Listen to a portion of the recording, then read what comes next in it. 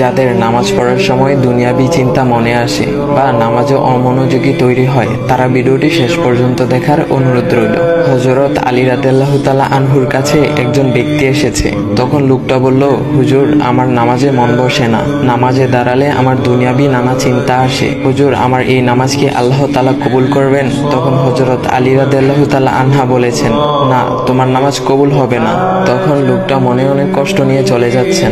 এমন সময় রাসূল সাল্লাল্লাহু আলাইহি ওয়াসাল্লাম এসে হযরত আলী রাদিয়াল্লাহু তাআলা আনহুকে জিজ্ঞাসা করলেন, ইয়া আলী, আপনার কাছে লোকটা কেন এসেছিল?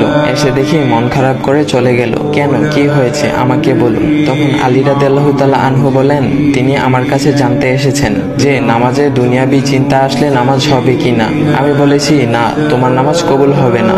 রাসূল সাল্লাল্লাহু আলাইহি ওয়াসাল্লাম তখন বলেন, ইয়া আলী, আপনাকে আমি একটা চাদর উপহার দিতে চাই, তবে একটা শর্ত আছে। আলী রাদিয়াল্লাহু তাআলা আনহু খুশি হয়ে বলেন, ইয়া রাসূলুল্লাহ, কি শর্ত তা বলুন, আমি আপনার সকল শর্ত মেনে নিব। বুঝতেই তো পারছেন রাসূল সাল্লাল্লাহু আলাইহি ওয়াসাল্লামের চাদর বলে কথা। তখন রাসূল সাল্লাল্লাহু আলাইহি ওয়াসাল্লাম বললেন, ইয়া আলী, আপনি যদি এই মুহূর্তে 2 রাকাত নামাজ একনিষ্ঠভাবে পড়তে পারেন দুনিয়াবি সকল চিন্তা দূর করে, তাহলে আমি আপনাকে সেই চাদরটি উপহার দেব। আলী রাদিয়াল্লাহু তাআলা আনহু বলেন, এটা তো সাধারণ ব্যাপার। আলী রাদিয়াল্লাহু তাআলা আনহু তখন নামাজে দাঁড়িয়ে গেলেন আর তিনি নামাজ পড়তে শুরু করলেন। এমন সময় তার মনের মধ্যে শুধু ভাবনা চিন্তা আসতে শুরু করলো, আচ্ছা, আমাকে যে রাসূল সাল্লাল্লাহু আলাইহি ওয়াসাল্লাম যে চাদরটা দিবেন, সেটা কি ফাতিমার চাদর নাকি রাসূল সাল্লাল্লাহু আলাইহি ওয়াসাল্লামের? আচ্ছা, চাদরখানা দেখতে কেমন হবে?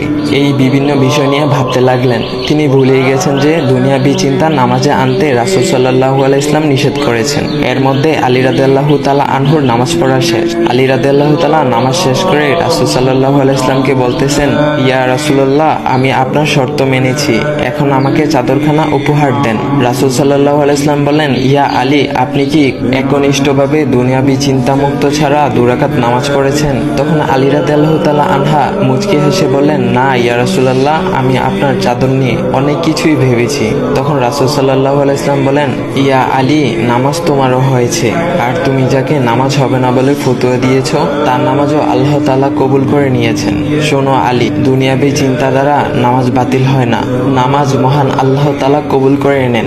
সকল ফরজ নিয়ম কানুন মেনে নামাজ পড়লে নামাজ হবে ইনশাল্লাহ। তবে আমাদের সকলের উচিত নামাজ আদায় করার সময় একমাত্র আল্লাহকে স্মরণ করে নামাজ আদায় করা।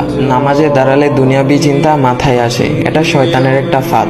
আল্লাহ তাআলা আমাদের সকলকে শয়তানের কুমন্ত্রণা থেকে হেফাজত রাখুক এবং সঠিকভাবে মনোযোগের সাথে নামাজ আদায় করার মতো তৌফিক দান করুক। সবাই বলি আমিন। চাইলে ভিডিওটা আপনি অন্যদের কাছে শেয়ার করতে পারেন, এতে অন্যদের ভুল ভ্রান্তিগুলো দূর হবে। তো গাইস, এমন ইসলামিক ভিডিও পাওয়ার জন্য ভাইয়ের আইডিটা ফলো করে দিয়ে যাও।